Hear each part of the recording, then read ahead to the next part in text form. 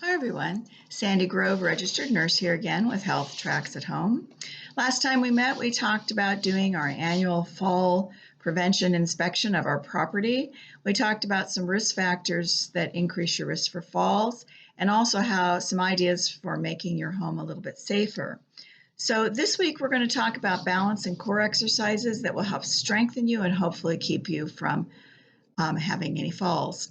As always, I get my information from reliable sources, and this week I am getting some information from activeandhealthy.nsw.gov.au, as well as Bob and Brad on YouTube, who are two physical therapists and have some information regarding balance and core exercises for seniors, which is really nice. And it's nice to see physical therapists actually show us the right way to do these. I hope to have these posted for you so that you can see them online.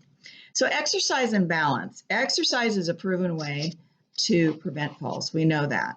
By strengthening the muscles that keep us straight and upright, because as we get older, we start to hunch, we start to have more neck problems. We have arthritis that affects the bones in our ears and in our joints and increases our risk for falls just from movement and just from time. So here are a few things. It's recommended for your greatest benefit that you do a variety of exercises. So aerobic, balance, flexibility, stretching, gait, coordination, resistance, and strength training.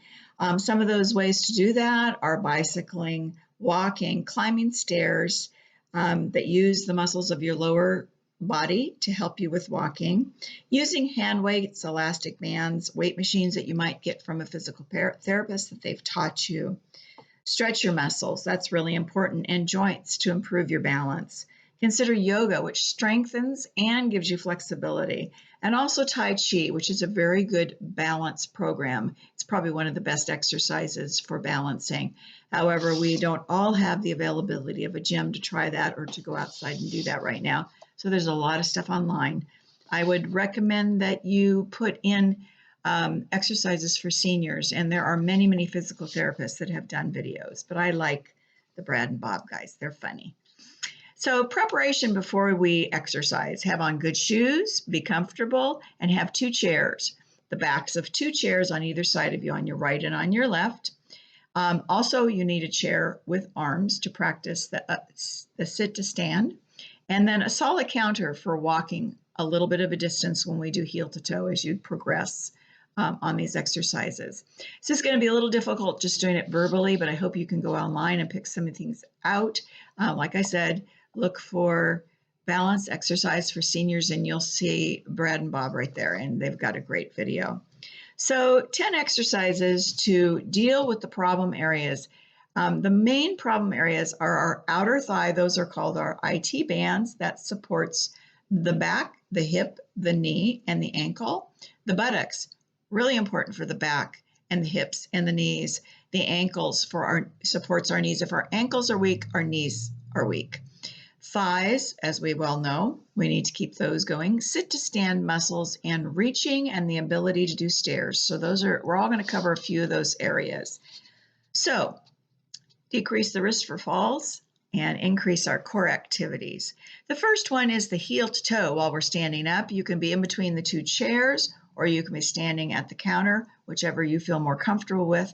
But if you haven't done this exercise before, this is the drunk walk, so all of you know what I'm talking about, and it is recommended that you start this very slowly. That increases your ability to balance. Hold on to both chairs, do 3 or 4 steps, and then as you progress, use one hand, and then as you progress farther, take your hands off and attempt to do heel to toe without holding on. And when you get really good, then you can try going backwards, going, back the way you came.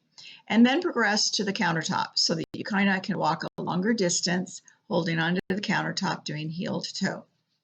Next one is knee raises. This is marching in place. We have all done this probably our whole life. I would recommend it using the chairs, lifting your knee to be equal with your waist. Yes, equal with your waist. And alternate the legs. You want to do it at least 10 times. Like I said, as you progress, use one hand, and then eventually try doing it without holding on to everything, but make sure you have your chair's right there. I use my dresser because I like to have the visual line from my drawers. It makes me put my knees up higher and I can grab my dresser at any time. So it's just a suggestion. Next, side leg raise. This is side and sideways walking. So we are just swinging the leg to the right and swinging the leg to the left. You're going to have to turn and face your chair for this exercise if you didn't figure that out already. Hold on to the chair in front of you and do about 10 on each. As you get farther along, again, try one hand and then eventually try doing it without holding on. Another exercise is to sidewalk. It's just the 2 steps sideways. You take a couple steps sideways and a couple steps back. Again, this is changing the way we do things. I'm not asking you to turn, just saying step, step, step, sideways, step, step, step, sideways, almost like you're dancing, 2-step. Then standing straight and swinging the leg backwards. Okay, you're going to need the chair in front of you. You need to stand up straight and this is to engage your buttock muscles. You're just going to swing it back and hold it and bring it down. Again, pull the other one back and hold it and bring it down. Do about 10 of those. Eventually, progress to not having to hold on. Next one, toe raise and back on your heel. This is a rocking motion that is recommended, but if you have any kind of vertigo, I would recommend you have somebody with you when you do this exercise and definitely hold on. So it's up on the toes and then rock back on your heels. Up on your toes, stay very straight, and go back on your heels about 10 times. That's very good for the balance and very good for your ankles. Then again, stepping up a step. I would recommend you try and find a step in your house. Many people have got a step from the garage into the house. That's a great place to exercise. You can hold on to the door jambs and you can go up and you can go down and you can go up and you can go down. And then as you progress, you may want to find a place where stairs are very safe and you have railings. I have, like I said, bad ankles and a bad knee, and I have found stairs that I can go up and down at the Presidio. There's a whole length of stairs up to the upper part from the lower parking lot that the stairs are not as tall and they're deeper. So it's really easy to walk these stairs, go up and down. So that's my stairs of choice. But whatever is near you that works, make sure you have a handrail and always, always, always, always hold on to your handrail when you're going up and down stairs. Biggest trip factor is a stair. So many people have gone down doing that. Okay, then the sit to stand. They say this is the most important exercise that any of us should do, and it's basically getting up off of a chair and sitting back down. The reason why, as we get older, some of us have to have knee replacement, hip replacement, etc. We have back problems, and it is very common for people to fall off their chairs onto the floor. So this is a really good core exercise. You engage your abdomen, you get it nice and tight, and hold on to the arms of the chair, and you stand up, and then reach back for the arms of the chair, and you sit back down. Do that 10 times. And as you progress in this exercise, try doing it with one hand to stand up, and then back down. And eventually, hands across the chest, standing up and standing down, standing up, standing down. The one thing you need, sitting down, standing down, that's really good. The one thing you need to remember is that the back of your leg needs to hit the chair. That's the safety factor. Believe me, if you do about 10 of these, you're going to feel it. It is amazing because we don't get up and off a chair a whole bunch of times in a row. It's a really good exercise, and it exercises all of your core muscles in your abdomen and all the way to your knee. So it's really good exercise. Next one is twist and touch. This is for those activities when you are at a party and somebody says, hey, and you get distracted and you fall over.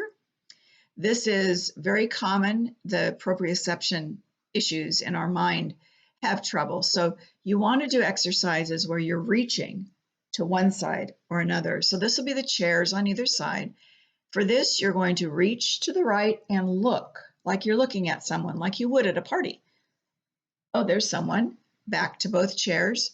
To the next thing, look at the someone, back to the chairs. Eventually do this with one hand to the chair, and then eventually try doing it without holding on at all. Because this is what happens when we get distracted. You can be at the park, you can be at church, you can be in the store, you whatever, but you're turning like this and that loses your balance. So practicing it makes sense. I don't know why we've never done this before, but it really makes sense. And it's a good core exercise for your tummy. It's going to strengthen you there.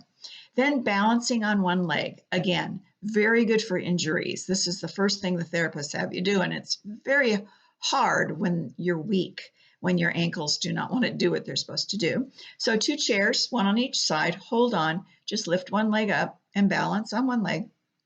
Lift the other one up, balance on one leg, then progress to one hand, then progress to no hands. And they say that if you can balance on one leg for 10 to 12 seconds without falling, make sure you always have your chairs there to grab, you've got it. So that is your goal, is to be able to stand on one leg for 10 to 12 seconds. It's harder than you think. Then we want to make sure that we do those stretching exercises. Our necks get very tight as we get older. So chin tuck, which is put the finger right here and push back and hold and relax. Push back and hold. Stretching your neck from side to side, turning from side to side. Putting a towel around the base, this part of your neck, way back here, and leaning. That feels so good just to do it like that. Leaning your neck all the way back and relaxing, stretching it backwards. And then chest stretches, because we're doing so much computer work, telephones, all this kind of stuff. Pulling your arms back, pulling your arms back and in. So those are just a few exercises. I know it's hard telling you what to do. I hope you can visualize. I'm a do it kind of person, but I'm not with you, so I couldn't actually show you how to do these exercises. But like I said, there's many of them online. And the therapists that I recommended, Bob and Brad, they will tell you what you're doing wrong. They'll say, don't do this, don't do that, which is really a good thing. You know, YouTube is a good place to find some good exercises. So again, I get my information from reliable sources, from Bob and Brad, and from the Active and Healthy website. I pray that you stay safe, no falls this fall, and enjoy the wonderful crisp weather. God bless you. Till next time. Bye-bye.